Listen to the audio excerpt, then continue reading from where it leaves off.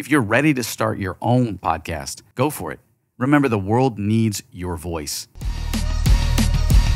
This is the Podcast in the Rough. Tune in every Friday for new adventurous episodes.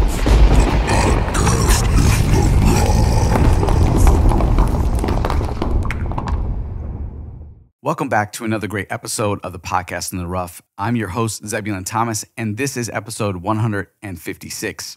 Today, I'm going to share with you tools and strategies on how to start a podcast with someone who lives far away. Let's get started.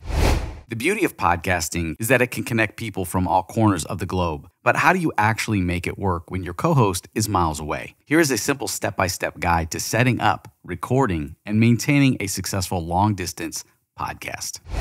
First things first, you'll need the right equipment and software. Both you and your co-host should have good quality microphones. I recommend the Shure SM58 or the Shure MV7. These microphones offer great sound quality without breaking the bank, or at least a very affordable budget to get you started. For recording software, Zoom is a popular choice due to its ease of use and reliability. However, other options like Riverside.fm and Squadcast provide a higher quality audio and additional features specifically designed for podcasters.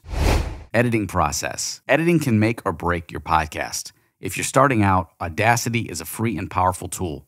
For those looking for more advanced options, Adobe Audition or GarageBand on a Mac are excellent choices. For video podcasts, I cover a lot of resources and strategies in previous episodes. For me personally, I use Final Cut Pro X to edit all my podcast episodes. When editing, ensure you normalize audio levels, remove background noise, and edit out long pauses or mistakes to keep the conversation flowing. If you edit out the long pauses too much, it could sound robotic or too fast-paced. There's a trick to this and a style, and you will find your own style as you start to work on that. I personally like to cut out all the inhales, exhales, and leave a little bit of room between words. It really does help things flow a little bit easier.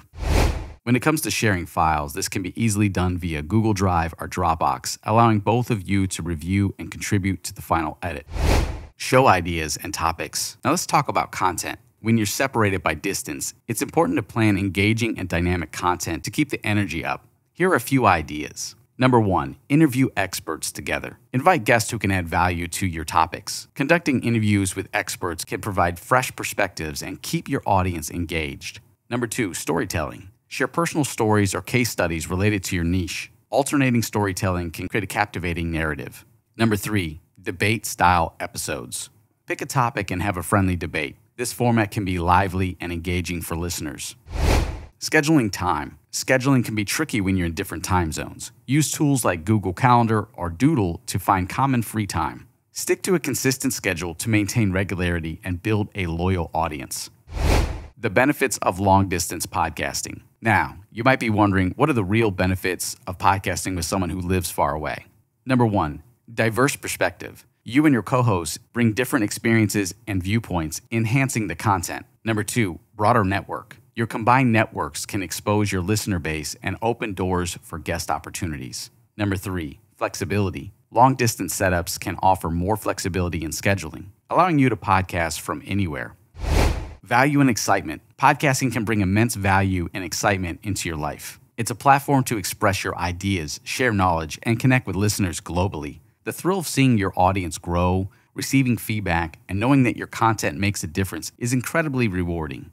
I personally would like to share with you that I've been building a podcast in the background, a second podcast, with a friend that lives far away. When this opportunity presented itself, I went for it. And even though there's a learning curve, it's no different than hosting my regular podcast and interviewing a guest from far away. The excitement here is that I'm building a bond, a friendship, and we're building something together that does have that diversity. We're both hosts of podcasts, and so we bring a professional style together as hosts. We currently have been using Zoom, and inside my podcast community Mastermind, I'm going to be discussing the setup of my Zoom on how I get the best quality audio without compression. So if you're interested in joining the podcast community Mastermind, head over to thepodcastintherough.com/learn. I'm excited to launch this secondary podcast very soon. We've been building episodes in the background to kind of pre-launch just in case his schedule and my schedule conflict and we're not able to get together and do a show in any given week. So we have a few of these episodes that are ready to go. Thank you for tuning in to episode 156 of the Podcast in the Rough. I hope you found these tips and strategies helpful and inspiring. If you're ready to start your own long-distance podcast, go for it. Remember, the world needs your voice, and every podcast that comes out is something different for the world to listen to, and it can make a difference in our world. So I highly recommend that we all experiment with podcasting and bring something of value that we really can stand behind and look back on and go, we did that. Don't forget to subscribe to the show on Apple Podcast and YouTube and leave a review. Your feedback helps me grow and continue providing valuable content, and I appreciate all the support that I get from my listeners. I look forward to connecting with you in next week's episode of the Podcast in the Rough. Take care.